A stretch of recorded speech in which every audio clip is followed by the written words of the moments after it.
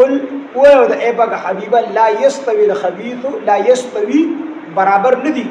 الخبیث پلیت سیز حرام سیز والطیب او پاک سیز دا دوړه برابر ندی څنګه چې شپه او ورځ برابر ندی څنګه چې ور او اوبه برابر ندي تک شان دي حرام او حلال برابر دي ولو اعجبك اگر کو تا په تعجب کې واچي کثرت الخبيث زیاتوالی د حرام شیزو کثرت الخبيث زیاتوالی د حرام شیزو اگر کو تا په تعجب کې واچي خو بیا هم حلال دي او حرام دي چې کوم شیز حرام دي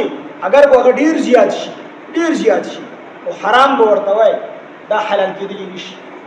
لکه سود حدیث مبارک کې راځي نبی عليه السلام فرمایي چې سود به دومره زیات شي سود به دشي شي لکه د انسان په پوزه کې دا ساز یې راځي دغه شان سود زیات شي او هر ځلې به سود شروع دي نو کو دا ټول خلک سود شروع دي نو سود بیا هم حرام سود حلالي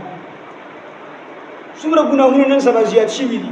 دا څومره ګناهونه دي دا ګناهونه دي دا حرام دي دا په ډیروالي سره دا حلالي دي مړ ټول خلک کوي ټول خلک یو حرام او دا ټول خلک علماء کوي او علماء کوي نو هم حرام ته حرام وای حرام شي دا په ډیروالي سره حلالي دي نو خیر زمانه کې به ګناهونه ډیر شي دومره ګناهونه بشي حدیث مبارک کې راځي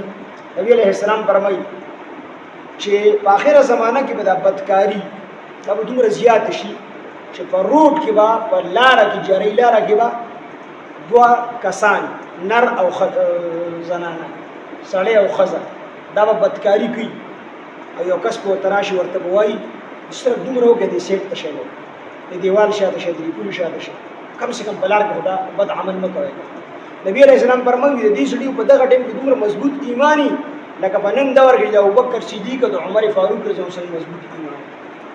دومره مضبوط ایمان والا وي دا سړی په دغه دور کې چې دې سره دومره قدرې خبره کې چیر لک سیټ تشه دا هر څوک ډیر شي بدکاری ډیر شي حرام څه ډیر شي